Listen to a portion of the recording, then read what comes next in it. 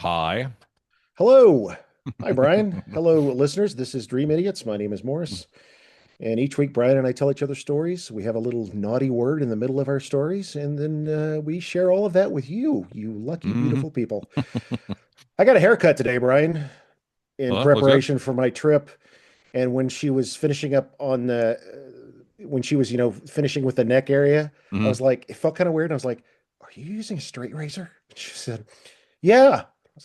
To myself, I'm like, don't breathe, don't blink, don't move, Hold your breath. hold your breath, don't fart. This is going to be, yeah. Anyway, that was my adventure for the afternoon. Life on the edge. Life, yes, literally on the knife's edge, on the blade's edge. Um, yeah, so Brian, they can find us at dreamidiots.com. They can find all of our stuff there now. We Yes, are all of our loot's in one place. Yes, and so we're still ironing out some stuff on that end, but it is getting better and better every day. Brian, do you have any updates this week? No updates. Grant Hardin, the worthless turd in Arkansas, who's still escaped. He hasn't been Oh found yeah. yet. So Yeah, he's still out there he's still out there. somewhere. He's a bad dude. So avoid him at all costs. So if you see a ugly man who's bald wearing a prison uniform made out of crepe paper, don't pick him up. Which is probably a good rule anytime, let alone when someone's Right, out. right, right. We take turns going first, Brian. This is episode 151, and we are in the middle of two multi-part stories. So what's you got part two coming up, a true crime case, which is we're not a true crime podcast, but occasionally We're we do not. cover true crime. Yes. So what you got for us, Um, Brian? just to reiterate, yeah, please check out dreamedias.com. We have merch there. We're working on it. Been working hard on it. Us and some folks in California, and it looks good. So we're proud of it. Go check it out, and let us know what you think. That would be great. So if you listened to my story last week, the Gunslinger Part One, we were talking about a lady who is crazy, not a just never mind. She's not Uh, lazy either. no, She's no, pretty industrious. she sticks to it. She commits to a plan. So we were talking about Sharon Kinne, and when we left last week, she had just basically murdered a completely innocent person because she was in the way. So, uh, and basically in the middle of nowhere on a country road in Independence, Missouri. So Sharon, when we left her, she was standing over basically the body now of Patricia Jones, and after she shot her the first two times, I think she's basically feeling pity for her. It's like putting down a an old dog. But she's not done yet. She cocks the gun and fires a third time into Patricia's now seemingly probably dead body. Third bullet goes straight into Patricia's face, Good God. which seems oddly personal. Tried to fire a fourth time. The gun jams. She clears the jam. She fires a fourth time. The bullet goes through Patricia's stomach and into the ground underneath her. That's important for later. Sharon reaches down and picks up the shell casings that she can find, and then pulls up Sharon's dress, reaches underneath her, uh, pulls at her slip and tears her underwear, and also tears. She's wearing a jacket or a coat on top. She wants to make this murder look like it's part of a sexual assault. Wow. Sharon then slides back into the DeSoto and starts to pull away, looks around. There is no one in sight, so she is pretty confident that she has no witnesses to what she has just done. So Patricia, this poor woman, is now missing. She doesn't come home that night. Her husband, Walter, is immediately suspicious and calls Sharon. And Sharon does something that kind of surprises me. She admits immediately to Walter, "Oh, yeah, well, I was angry because we had that fight. And I thought you were breaking up with me, and so yeah, I did call her, and I did speak to her, and yeah, I did tell her about the fact that we were having an affair, and yeah, we did meet, and we had a brief conversation in the front seat of my car, but that's it. That's I haven't seen her since then. She got out of the car and she walked away. That's all that I've done. So you can't blame me for anything else, and you can't blame me for why she is missing. So Walter has now figured it out. He's done the math. He is angry and he is done with this woman. And basically, he threatens her. So and says to her, "Look, if it turns out to be the case that you have done something to my wife, I am going to kill you. Just so you understand the calculus here, because I think you did this, and this is complete insanity. He regrets ever having cheated on. He regrets the whole thing. As soon as you're dealing with a crazy person who will screw with you, it's a great time to experience regret, because it's clear in his mind that she's just going to fuck with him now, because that's who she is, right? It's a pity he never saw the movie Fatal Attraction Right. because he would have figured this That's out. like, huh. So, so Sharon, because she's now done this, I think on two other occasions, goes back to John Boldy's again, the high school boyfriend. She conveniently Right. drops back in on whenever it's convenient for her to do so, basically begging him to help her go look for Patricia, because Patricia is missing and she's out there somewhere and we have to go find her. The endlessly pussy whip John, of course, because that's who he is. He agrees. Sharon actually interrupts him when he is on a date with another woman, and John kind of dismisses the date and then goes off with Sharon. So after running around in the dead of night, basically 36 hours after Patricia has been missing, they look in, Sharon is now leading this ridiculous search, pretending to look in places, even though she obviously knows exactly where she is.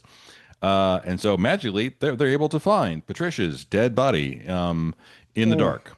Uh, Oh, and John is panicked and disgusted and freaking out, because that's the natural I mean, even if you found a dead person who had died of natural causes, a person who's capable of empathy would have a over the top screaming, upset, oh my God, freaking out sort of reaction, because that's, right. that's what human beings should do.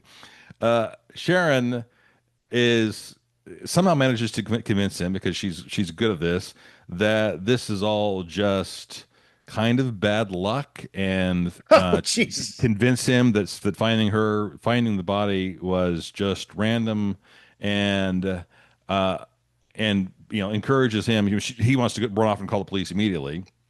He said, "What?" She said, "Whoa, whoa, whoa! So wait, no, you can't do that yet." And he's, "Oh, of course I'm going to do that. What? And, the fact that you would, suggest anything to the contrary is bonkers." And she says, "Okay, well, if you're going to do that, just tell me you were here by yourself, and that I wasn't here. It's going to reflect badly on me, because now it's clear that I was the last person to see her, and now I'll be the person who found her. So that's going to look bad on me. So how's it going to look?" So, and also, again, if you're a sociopath, I assume she must have been convincing when they found her, and portrayed that emotional reaction, because otherwise, I mean, I'm picturing someone going, "Oh my God, look, we found a dead," a weird stiff reaction to it. Completely unrelated, John, honey, will you hold this gun? Right. What year are we in, Brian? 1960. This is still 1960, the end of Okay. 1960, I All right. believe. Yeah. Okay. So at first, John actually does agree that he will say he'll tell police that he was out there by himself, because she's very aggressively urging him to do so. But he quickly realizes that makes him look bad. So he goes to the police, and they drive out there, and they start asking him questions like, why are you out here?" "Well, I was it's stressful, and I'm it's I want to go for a drive." And they're quickly saying, You wanted to go for a drive, and you came down a lonely country road that's sort of a known lovers lane area. Are you some sort of pervert looking to spot what do you I mean, it doesn't make any sense.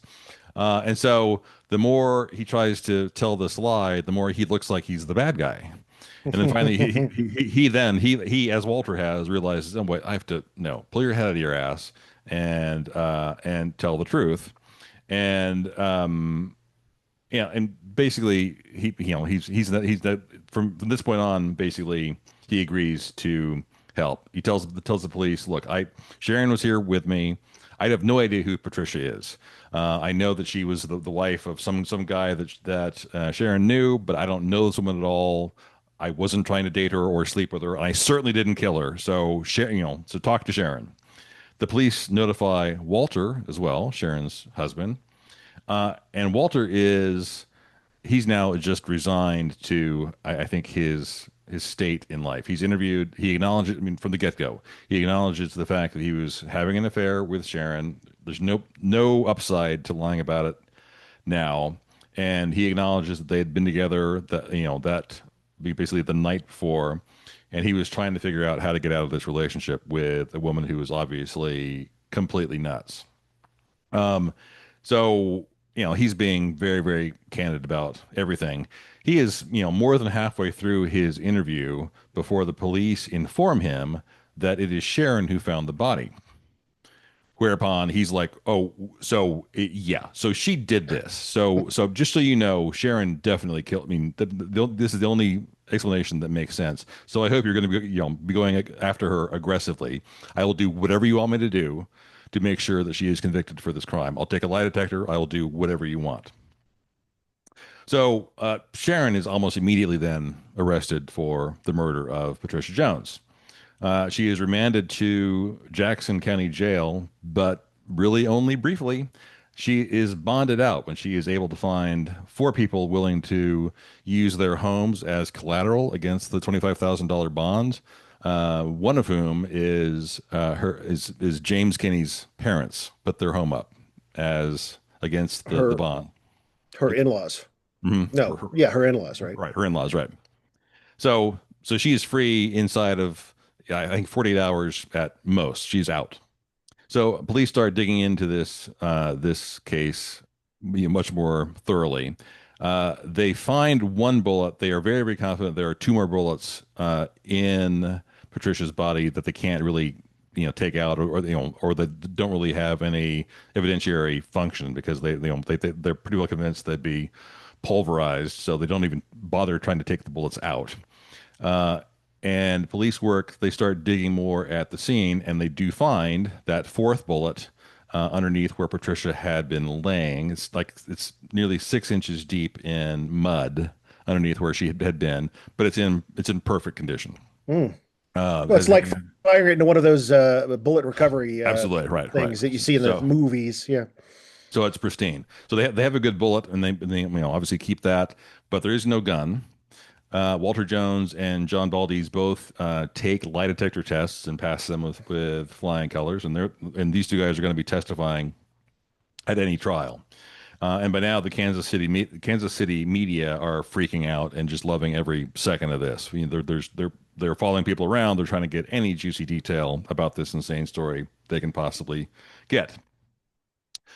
So it turns out Sharon was not lying about being pregnant, because she gives birth to Walter's baby in Ooh, January of January 61. Just this is now, again, all this has happened. This is now only 10 months after James had been murdered. Okay, only so, 10 months. God. uh, so he was shot in March of 1960. Right. Patricia was Okay. shot in May of 60. She is definitely pregnant. She gives birth in January, and she's going to be going on trial in June of 1961 for the murder of Patricia. So this is the 1960s. Women almost never made it onto juries. The jury in this case is 12 men. Oh boy. Yeah. Strangely, the community at large seems to rally around Sharon, not Patricia and Walter, which frankly I don't understand. It must have been portrayed a certain way in the media. She's the single mom, maybe, but she is being, sort of wrongly prosecuted, aggressively prosecuted for this. The case is certainly tenuous. There's no gun. There's no real evidence. No one really witnessed anything. There's just a lot of things that just don't feel right, Hmm. but there's not a lot of real evidence. Okay. And lo and behold, Sharon is completely acquitted of murdering Patricia Jones. When the judge reads out the sentence and says not guilty, the courtroom burst out into applause because there's so much they're so on her side. And there actually is a photo of this, which I've seen. At least one juror asked for Sharon's autograph. Oh, So okay. it's her. He's still in the jury box, and oh yeah, can I have your autograph? She's I'm a well, big fan. I love your work. And so weird this woman has this level of control. So when she gets off on this, police now, I mean, it's police are had always been a little bit wary about some of the evidence and testimony in the James Kinney death, and they decide, you know what, we're going to go back and look at this more closely. Uh, so, and when they do, dive into it more closely, they are able to get her charged again for capital murder in the death of her husband. Because when the more they dig into it, the more it just doesn't quite add up. So she's going to go back on trial a mere 6 months after she was acquitted in Patricia's murder. So this time around, there are 11 men and one woman on the jury. Her legal team really wanted that one woman off the jury, Hmm. but Sharon was convinced that having the woman on there was going to be fine, and she lobbied to keep the woman on there because they have the legal teams have a certain number of strikes where they can just rule a juror out for no reason whatsoever, right? One woman stays on there. Prosecution spells out the case about James and Sharon arguing all the time, fighting. She was, cheating left and right. She talked about wanting the insurance money. She had asked John Boltes on multiple occasions to murder her husband. The fact that she then blamed her 2-year-old daughter on James's death, that's not really criminal, but it's certainly friggin' crazy. And Hmm. then she's out 2 weeks later after his death, buying a shiny brand new car, the Thunderbird, and right after that is having the affair with Walter Jones. Like what this is just again very very circumstantial and all just kind of lands badly.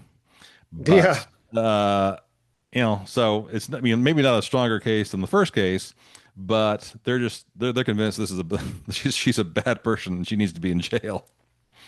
Again, her defense teams, the exact same defense team as in the first trial, they're super confident that she's going to get off. James's parents, incredibly, believe in her, and they had lobbied the prosecution to not even deal with this case. Don't do this. We believe in her. We don't think she was in. We Still, still still. we we Wow. think it was Dana the toddler who did this. Please don't do this. This doesn't help anything. So don't do it. So in this case, the judge comes in and she is found guilty of first-degree murder Hmm. in the death of James, and she's sentenced to life in prison. But she is free while it is on appeal. Oh no. And in comparatively, well, there's a couple of years passed, but she is granted a new trial because it is found after a couple of appeals to the Missouri Supreme Court that her defense wasn't given enough preemptive challenges in that first trial, and basically. You allowed a person with a vagina to be on the jury. That I mean, that we can't have that. That's obviously improper. So she is granted a brand new trial based on the fact that they were not given enough preemptive challenges. Trial number two is set to start March of 1964. So, 3 years have now passed. It's almost immediately ruled a mistrial when it's revealed that one of the partners of one of the prosecutors had been retained by one of the jurors in some case that was completely unrelated, but it had Hmm. the illusion of, had the appearance of impropriety. So then we go to trial number three. Bear in Is she mind, still driving the T-Bird? yeah, I think so actually. Just I, she definitely still owns it. I looked up that T-Bird that you mentioned. I looked Oh it up yeah. after. Yeah, it's that awkward teenage phase before, when it started losing the fins and getting more flattened out. It's really kind of a weird looking car. Oh Anyway, yeah. sorry. Yeah. We're starting trial number three. So trial number three. So she's definitely still out. A new jury selected this time around, and again, it is all men. Prosecution presents the exact same case. Defense basically presents the exact same. I mean, the evidence hasn't changed. The testimony Hmm. hasn't changed. It's the same case.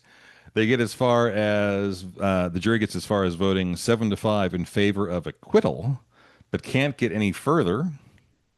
So there's a hung jury. So we have a second mistrial. Okay. Mm-hmm.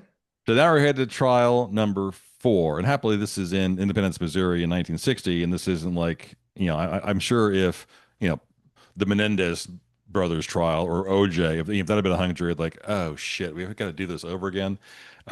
These are done in fairly quick order. They come back around.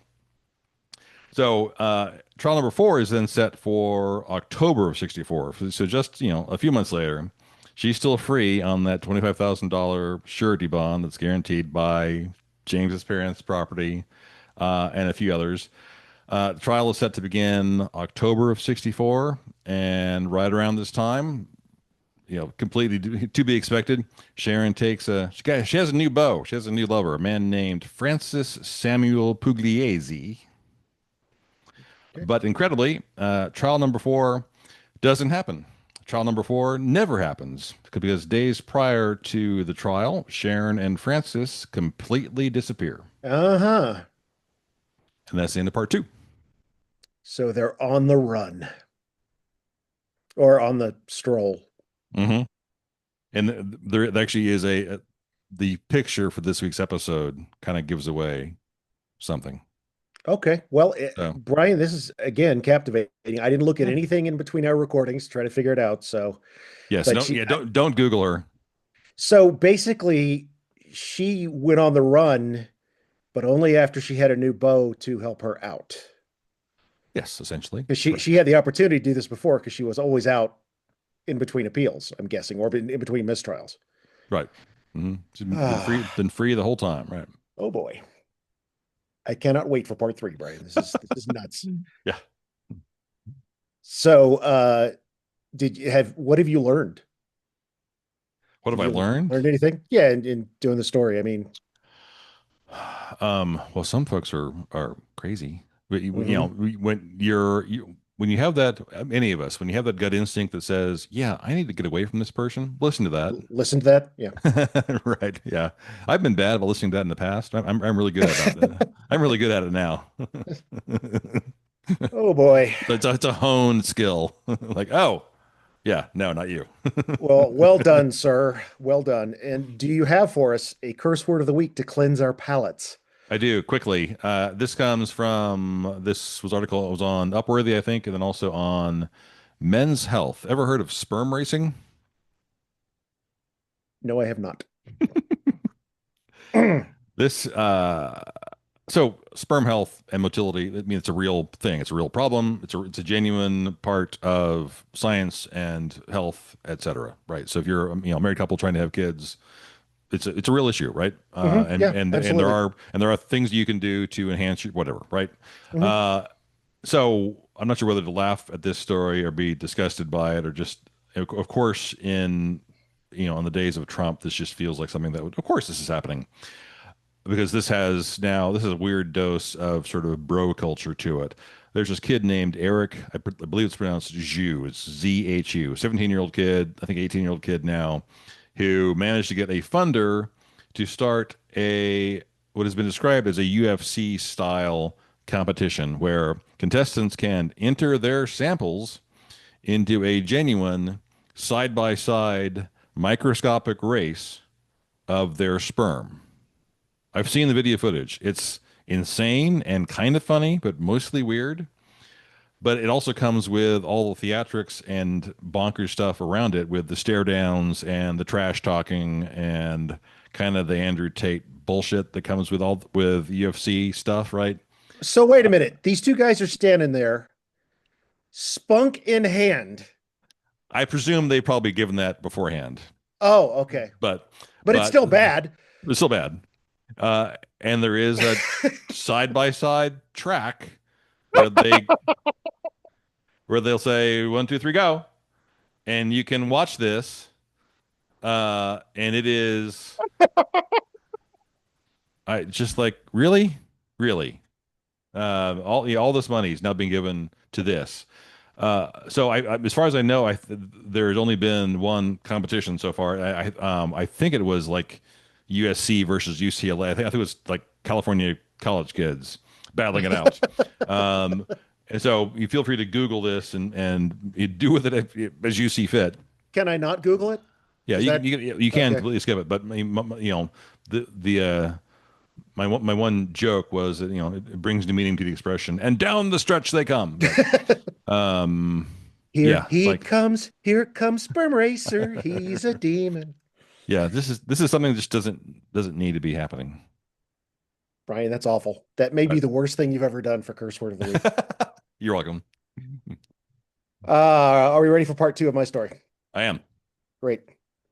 This is Aesthetic Realism Part 2. To recap last episode, I introduced Eli Siegel's Aesthetic Realism, a means by which a person can ostensibly fully address the world, art, and themselves through 1, a desire to like the world, 2, the use of opposites, which become one in art, literature, poetry, and the self, and 3, to recognize that harm comes to both society and oneself via contempt. I also introduced William Atherton, an actor who appeared as an audience guest on the October 14th, 1981 episode of The Phil Donahue Show. And the bulk of today's story is going to be on The Phil Donahue Show. The entire program, including commercials, is available at Internet Archive website. So please, feel free Okay. to check it out. The topic for the day was Are Gays Born This Way? And featured two experts in the psychiatric field, Alan Bell and Lawrence Hatterer. In the psychiatric field, discussing the roots of homosexuality, nature versus nurture, some combination, that kind of discussion. Atherton, along with another man named Mark Lale, claimed that the study of aesthetic realism changed them from homosexual to heterosexual. Donahue asked the two men to briefly introduce themselves and their stories. I'm going to quote Atherton's entire opening statement here for clarity's sake, Hmm. but you will hear from Atherton, and I'm going to call him Atherton. You will hear from Donahue. I'll call him Donahue, and I'll call Mark Mark, because I have trouble with that last name, saying Lale. That just doesn't quite get out there. Right. Anyway, here we go. Atherton. I think that the briefest thing I can say is that Mark Lale and myself, we represent 150 men and women who have changed permanently from homosexuality to heterosexuality through the aesthetic realism of Eli Siegel in New York City. The change was logical. The change was beautiful. Our wives are here. I am a person who changed. My gratitude to that is, well, it's beyond measure. If anything else gets through in this, I want people to know there is a way to change. If a person wants to change, they can. It takes in the whole of oneself. It is true, it is permanent, and I feel that if that gets through, then we've accomplished something. And the audience applauds. Donahue then stops him and says some brief question, and then he turns, right, really saying that, he turns to the audience and he says, "So that hand is for the fact you're glad he's straight now, is that it?" And the audience kind of laughs at this. He takes a comment from a male audience member whose reaction is basically just like, "Hey, as long as you're happy, man, whatever," right? And Right. Atherton Right. nods and kind of smiles. And then Donahue prompts Atherton to share more with interjections from him throughout. So they're kind of talking over each other in good talk show style, right? Right. Right. Right. Atherton, I've been studying aesthetic realism since 1971. I saw it on the David Susskind show. Donahue, and how old were you then? Atherton, 23. Donahue, now were you gay at the time? Atherton, yes, I was. Donahue, did you have a gay lifestyle, lovers? Atherton, well, it was very hidden. I was rather ashamed of it. Donahue, you were a closeted person? Atherton, somewhat, yes. Donahue, but you did have homosexual relationships. Atherton, very much so. I had feelings for men. I didn't have them for women. Donahue, and you were what? Not happy with your own Atherton. I felt for myself. Apologies. I felt for myself, and I'll just say for myself, the reason I changed was aesthetic realism said that sex was not the fundamental situation in a person. It was how a person saw the whole world. Aesthetic realism says that every person wants to like the world on an honest basis. There's also a drive in every person to have contempt for the world. All homosexuality arises from a contempt of the world, not liking it sufficiently. And you can actually hear, because I watched this many times, you can hear someone in the back of the audience kind of go, kind of do a little bit of a jeer there. This changes from a contempt for women. Everything has contempt. Homosexuality is one form of that. And Donahue Okay. says, so there's a negative root to homosexuality? Atherton, yes, there is. Then Donahue turns to Mark Lale. I'll give this to Mark. Isn't that a bias, Mark?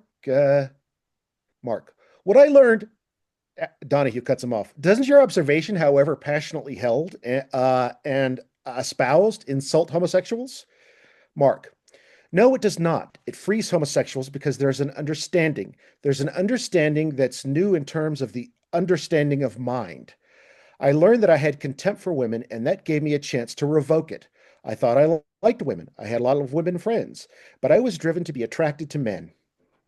But I was in agony. I wanted to change, and through aesthetic realism, in 7 months of consultation, it's an important word, note that consultation, I spoke with 3 men who themselves had studied with Eli Siegel. And I changed in 7 months, 1 hour consultations. But what I learned, Donahue cuts him off again. No drugs, no aversion therapy, none of that. Mark, no, it was logical. I was asked critical questions. Donahue jumps in again. I know this is complicated, Mark, but why do you think you had contempt for women? Buckle up, Bryan. Mark, smiling. I'll tell you, a mother can be to a son in such a way that she can make a lot of him. My mother was devoted to me. I liked it. But as she was devoted to me, I also thought she was stupid. I conquered her. And through my mother, I conquered all women. Donahue, why do you think she was stupid? Mark, she made too much of me. I wasn't so good. It'd be like if I started saying to you, you are the greatest person in the world, Donahue. And I know that's not true. Audience laughs. Mark, you are wiser than Einstein. Donahue, right. Mark, you are greater than Shakespeare. Donahue, I'll either become an egomaniac or I'll understand that you really don't know what you're talking about. Mark, right. And you won't trust me because you feel it's false. So there came to be a deep distrust of my mother and a blanket unconscious contempt for all women. I studied how to respect women. And as I did, I had a new feeling. The feeling about men went away, and the feeling about women was powerful. And it was a change that's authentic. I've been married for 3 years. I have the life I never thought I could have, and every homosexual man in this country can change from homosexuality permanently. Now, we're about to go to commercial break, and things are about to get crazy. But one of the things I noticed in watching this over and over again, what was going on behind Mark, I'm going to send you a series of pictures now, Bryan. Okay. And I want you to describe what you see. I'm sending you 4 pictures. You should get them all at once. Got him. Okay, what's going on in that first one?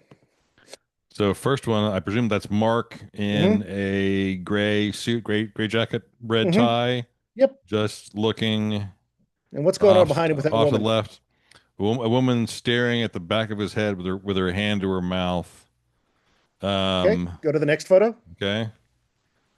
Now she's looking back up, I guess up at Donnie or up at Atherton, smiling, Mm-hmm. Go to the next one. smiling even more now, And the final one. smiling even more. She's increasingly entertained by this. What does it look like she's trying not to do? So she's trying not to laugh. She's absolutely trying not to laugh. Right, And right. after a while, I was like, wait a minute, what is she doing back there? She's also talking to a woman that you can't see behind Mark there. But the audience is really engaged with this. And I see a lot of this going on in the audience throughout. Just these kind of smiles of like, what the hell is happening here? Are we really hearing this? Um, so they're about to go to commercial break. Donahue. And this was interesting because Donahue asked questions knowing there's not a lot of time, and I think this is done on purpose. And you hear his producer say, "We don't have a lot of time." You hear this other voice coming in, so hey, we got to go commercial. You know that who that is. That's the producer or the director, right? Right. Donahue says, "You're wearing buttons which say victims of the press." You can see one of these buttons on the last picture I've sent you of Mark Lale. Can you see that little button there on this lapel? I'm looking. Very last picture. Yeah, I see a button. I can't You read can't it. read it, right? Right. You are wearing buttons which say victims of the press. It's your view that the press is prejudiced against Atherton steps back in, takes the microphone from Mark. It is very difficult for people to believe some things of what we say. Donahue. The press doesn't report you. What, ignores you? Is it Atherton? There's a boycott on aesthetic realism. Donahue. You think so? Atherton. And there has been so for 40 years. And then at this point, Mark holds up a book called The H Persuasion. And this is a book that is all about their technique Hmm. and what they do. It is caused by the New York Times and other publications. Aesthetic realism has not been known to people, Donahue interrupts. You don't say that the New York Times causes homosexuality, do you? And he knows exactly what he's doing when he says that. Atherton, no, I don't. I didn't do that. And then Mark starts shouting because he doesn't have the mic anymore. Jane Brody of the New York Times is not reporting on aesthetic realism. She's the science editor. Abigail Van Buren, and Donahue cuts him off. And he says he doesn't want to be mentioned. He wouldn't want to be mentioned in other shows. He can't let him do this kind of, secondhand kind of critique of Right, someone right, else's work. right. And he says, it wouldn't be fair of me to do that to them when they're not here to, that kind of thing. And things calm down a bit. Donahue and the aesthetic realism take turns thanking each other. We do thank you for the opportunity to do this, that kind of thing. Now, I find this astonishing that he says this, given that aesthetic realism calls a science reporter or editor out for not reporting on aesthetic realism, when aesthetic realism doesn't conduct anything remotely resembling science. Right. No, obviously You know, not. things like control groups, double-blind studies, peer review. Right, I right. think that The I basis for think all science. I think that's what scientists refer to as sciencey stuff, right? Right, right. Um, the middle portion of the show has audience comments and questions. Some of the questions are very interesting and well put together. It's really astonishing how, like, one woman flat out says, "Well, what can you tell me about the genetics of the situation?" And wants a real answer. I don't know. I mean, I don't know if they were prompted to do these things, or they're handed questions, or these are genuine questions. Who knows? They ask about mannerisms. They ask about what age do homosexual identity starts being formed. I mean, they're really pretty articulate questions, really, particularly for 1981. Not that people in 1981 were stupid, but just how, the wealth of Right, information we know since then. right, Um, we also hear from a member of the Gay and Lesbian Task Force, a woman who stands up and talks about the idea of emotional commitment, no matter what the sex, articulate things that we now take for granted when it comes to discussing human sexuality. right. The most interesting comment comes from the phone lines. This is back when they had phone lines and you could call in. A woman who came out as lesbian in her 30s and is happy and content. She talks about the emotional component of homosexuality, that it's the same as heterosexuality. And Dr. Bell, he's the guy that wrote the sexual persuasion book, he agrees. And he discusses emotional depth and states pretty clearly that the notion of contempt is not present in what we're talking about when it comes to emotional connections. Mark yells out, "You're not qualified to say that." Bell then asserts that homosexuality is a rich contribution to human diversity.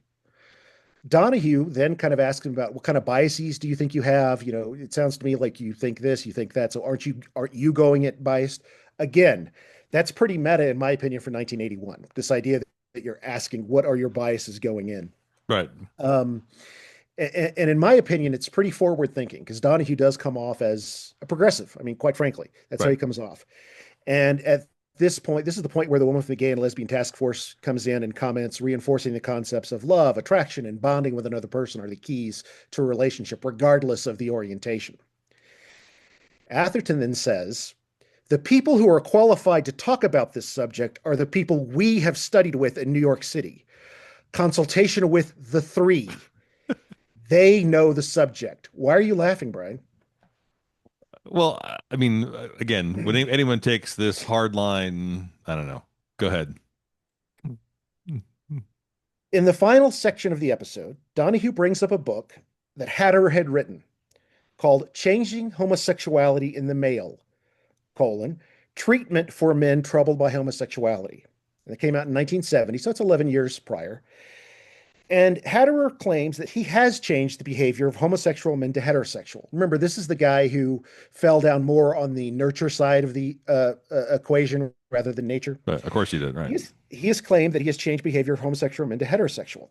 Mark Lale then shouts at him, Mark, how can you change? What's the cause? Where are the people? Donahue, hang on a minute. And Atherton, who is up like a shot, no, we will not hang on.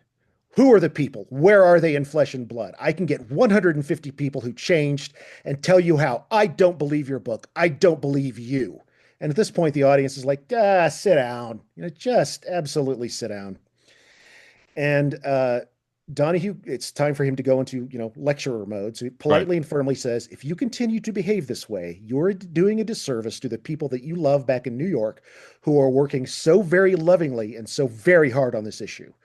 Atherton says, I have a passion for the truth to be known. And then he says it again, I have a passion for the truth to be known. The discussion at the very end turns to transvestism, which is their word, not mine, and a few final comments from Bell, who dismisses any phobic reaction theory of homosexuality, and Hatter, who concludes with a final curious comment on the biological nature of homosexuality, arguing that because homosexuals can't reproduce, quote, if it was biological in 2 generations, there would be none. Yes, if everyone was, yes. Right. So technically correct. But homosexuals can reproduce. You can Right. get a surrogate Right. parent, you can get a sperm donor, you can get an egg Right. donor, you can, Right. Right. right? It's just infuriating Right. because these are 2 scientists, and here's one who's saying stuff that in the 44 year sense we're like, no, what are you saying? Right. Now he doesn't sound as bad in my opinion as the aesthetic realists. And then the show cuts to a furniture commercial featuring a pre-Cheers Shelley Long selling discount furniture. The program resumes for a small segment that kind of winds. I don't know if you remember this, but there'd always be like chatter going on, and they would slowly fade it out and bring up the credits, and everything. That's what's going on there. There's a caller who calls in and wants to know how she can help a friend change, and the discussion winds down as the credits roll. And Bryan, if you're wondering, yes, Phil Donahue's suit was indeed provided by Botany 500. Good. Remember Okay. Botany 500, Bryan? Yeah, sure. Yeah, okay. Right. So it should be noted for the record that Lael and Atherton were not the only aesthetic realism proponents in the crowd. There's at least one other person, who I suspect is Atherton's wife, a woman sitting next to his left. When she's in camera's view, she holds up what appears to be a hardcover copy of Eli Siegel's book, Self and World, just, kind of showing to the Mhm. camera. She's also wearing a button identical to the ones Atherton and Lael have fastened to their lapels. These round buttons are slightly larger than a quarter, with dark print on a white background. The buttons read "Victim of the Press," and I'll talk more about this in the next part. Right. Okay. Now, Bryan, when I first started really reading about aesthetic realism, I was taken by the seeming care in which they laid out their philosophy in simple terms. At the same time, there was this question of conversion from homosexual to heterosexual, which I found, at the very least, what I would call problematic. And I think that's at the very least, I would call it problematic. I remember thinking 2 things. One, why have I not heard of aesthetic realism before? It's been around for ages. I'll address that next time. Two, this is starting to sound, what's the word I'm looking for there, Bryan? Can you finish that sentence? Aesthetic Like a realism is like starting. a cult. Yes, the term I used was culty. Right. Amanda Montell is a writer who holds a degree in linguistics. She's written a few books, among them Cultish from 2021. Which I've Montell, read. It's a great book. yeah, I've used it as a Yeah. source for this piece. It's a term I was grasping for when I used culty to describe what I felt about my initial reaction to aesthetic realism. I'm of the opinion now, after reading some of Siegel's essays, and I did plow through a few of his essays, some of his students' essays, and I plowed through a few of those, noting the way adherents to this philosophy refer to the author and his works and stories from former members, that aesthetic realism fulfills the criteria of being labeled a cult. It's most certainly not culty or cultish. It is a cult.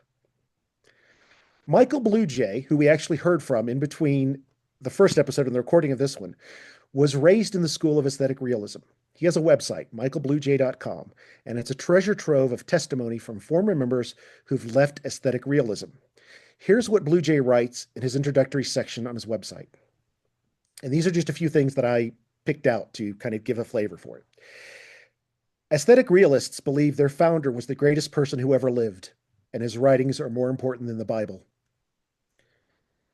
The biggest sin one can commit in the group is to show insufficient gratitude for the founder and for aesthetic realism itself.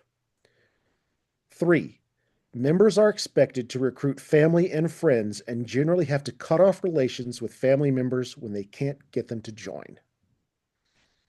Oh, okay. And That sounds culty. where else have we heard this? I mean, this sounds like Jim Jones. Right. This sounds I like, I was about to mean, say, right, right. Stephen Hassan, PhD, who studies cults, himself having been a member of the Unification Church in the 70s, in his early 20s, in the 1970s, better known as the Moonies, wrote his doctoral dissertation on his model of authoritarian control. And this comes from freedomofmind.com. And these two websites, michaelbluejay.com and freedomofmind.com, they are both excellent sources if you are thinking that you have someone that you know and love who's getting involved with a group like this. And they're really good.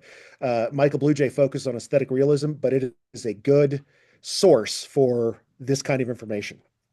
Anyway, Steve Hassan says, he calls it the BITE model, BITE, and it stands for behavior, information, thought, and emotion. Under each of these are a list of examples of how these four categories are made manifest in cults. Hmm. For Blue Jay observations about fealty, the founder, and gratitude, for example, that might fall into thought item number 8, rejection of rational analysis, critical thinking, or constructive criticism. Right, right. Donald Trump. Right. Fealty.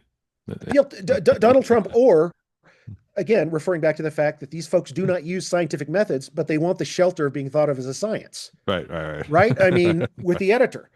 Or it could fit into number 9, forbid critical questions about leader, doctrine, or policy. Right. For the third observation regarding recruitment, Hassan has behavior item number 2, dictate where and how and with whom the member lives and associates or isolates. I could run down this entire list and go through the BITE model, but I think it's pretty apparent that what I've described so far, and a great deal of it from aesthetic realism's own words, it fits any metric of describing a cult. Consider Ellen Rice, who I think it's pronounced Rice, Riess, who was appointed education chair of the aesthetic realism school by Siegel himself the year before he passed away in 1977. He passed away in 78. This is her description of Eli Siegel. Siegel is the most important thinker in the history of the world. Wow. That's certainly high praise. Given the claims of rationality and logic espoused by aesthetic realism, if that's not deifying someone as the leader, I'm not sure what is. Right. Yes, much more important than Aristotle, Jane Goodall, Albert Einstein, Neil deGrasse Tyson, much better thinker than all those people. Right. So this is where we're going to end in part 2. In part 3, we'll examine the so-called consultation process. And these folks really nixoned themselves into a corner because they taped these things. And No. some of these tapes got out, and people like Michael Bluejay and a guy by the name of Hal Lance, that will form kind of the basis of the main sources for part 3, his website, Michael Bluejay's website, and the book by Hal Lance, which I am almost finished reading, called Erasing Reason Inside Aesthetic Realism, a cult that tried to turn queer people straight. And it is, just in reading this, Bryan, it is devastating. It is infuriating. It just really, really gets you going.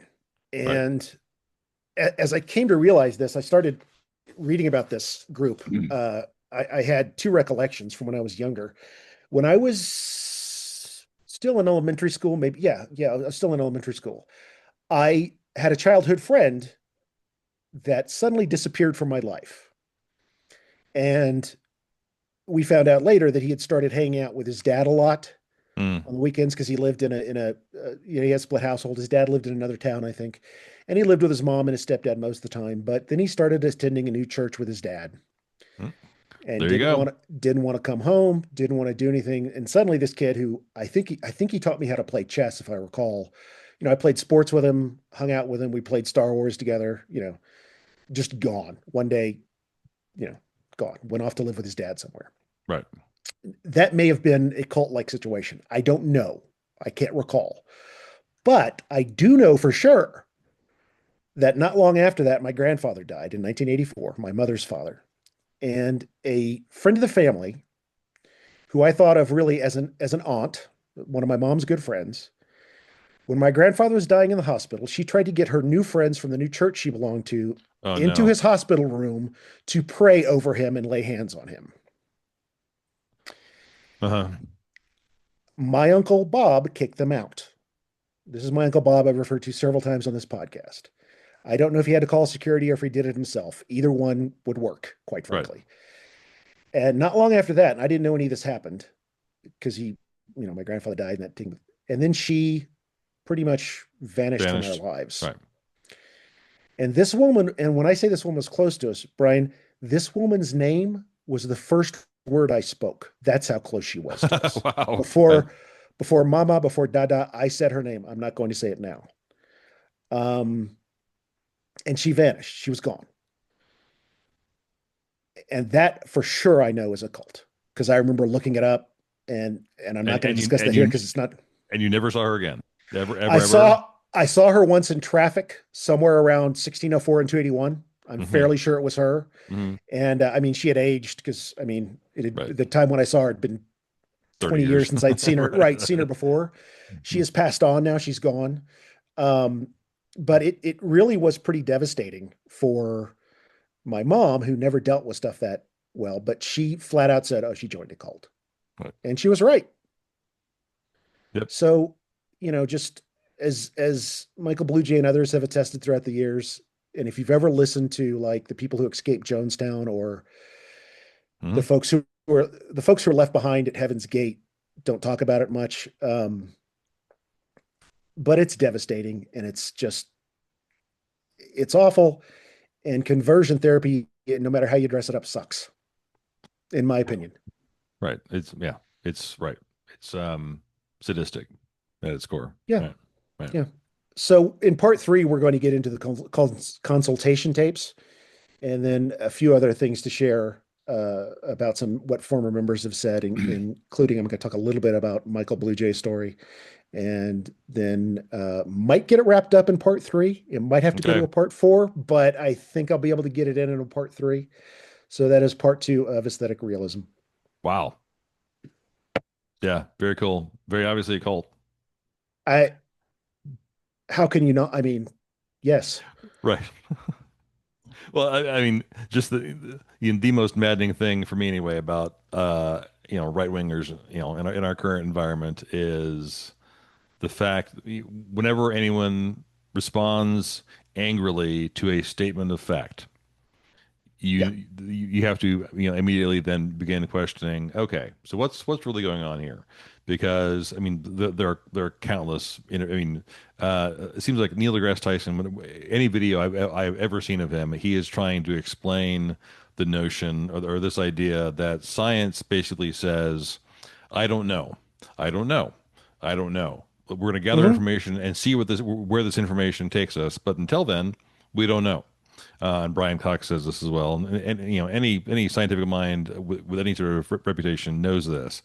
But anyone else who's in one of these, a fringe group or a political group who has this fealty to a supreme person, whoever it is, and this absolutely livid rejection to anything that challenges their belief.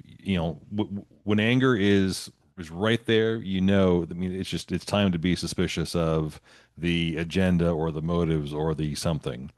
Uh, and it's well, insane, just insane, and and not so frustrating. not to give right wingers too much credit, but there's been a lot of left wing. I mean, lot Well, of left right. wing cults too, right? I mean, like Oh, sure, Jonestown right, was essentially a socialist movement. It was more of a political movement than it was a religious right, movement, especially at the end. Um, but I think that one of the things that Michael Bluejay does very well on his website is he points out that, and I don't want to give this impression that these people are dumb by any means for being a part of this. Oftentimes, it's very articulate, very intelligent people who get roped into this, and something happens, right? That switch gets flipped, and it becomes a matter of spouting the doctrine. And quite frankly, when I was watching the Donahue, it was like Lale and Atherton were just trying to get the information out, just right, spit it out as fast as they could. right. Um, and it's a remarkable thing to watch. I do recommend watching this Donahue episode if you're interested in this, because one, it is a look back at a cultural period of time that just Right. we've lost, and secondly, it's just really fascinating to watch this work. as awful as it is, and you go from oh to oh my God, and it's like the lady behind that I sent you the pictures of the lady behind Mark Lale when he's speaking. It's like what she's thinking is, oh honey, no, no, no, no, Right. no, that's not what's going on here. Right. Oh, that's adorable. Yeah, exactly. It's like you, honey, you are fooling yourself. So I'll have more information too about Uh, the numbers of so-called converted people right. Okay. who went back, who were no longer heterosexual after a while, that they Oh, went back okay. to Yeah. their previous Yeah. identity. Change. Right. Right. Right. Okay. Right. I'll have information about that too on the next episode. So that's where Right. we are. And Excellent. Yeah. That's on super that interesting. happy note, um, I'll stop there. So Killer. Yeah. That's incredibly interesting. Yeah. My brain hurts. I'm dying to hear number three. yeah, it's incredible. But I am off to Chicago tomorrow, so I'm going to try to I may do some field research for another Tale of Two Restaurants story Oh, while I'm in excellent. Chicago. T take Um, photos we can use. I'm going to try. I'm going to look at Chicago style pizza, is what I'll Yeah. say, and maybe the week after part three, if there's not a part four, I'll have another dueling restaurant. I've already picked out my two restaurants that I'm going to hit. And I used as my main source a Reddit thread on the two restaurants. And Okay. my Awesome. God, does that get out of control very quickly? You worthless piece of shit. Exactly. Yeah, Right. The vitriol on it's. there is insane. Yeah. I think the word to describe those folks would be cultish at that point because it is kind of innocuous, but Right. it is amazing how quickly. And then there's one person who says, "It's both garbage. You need to go to such and such," and they'll give the third right, and then those other two people get Right. big gang up on the guy. It's really really a riot. People are very defensive of their food and Right. their favorite restaurants. Yeah. Pretty funny. Anyway, that's all we have for this week, folks. Thanks for, as always, thanks for tuning in.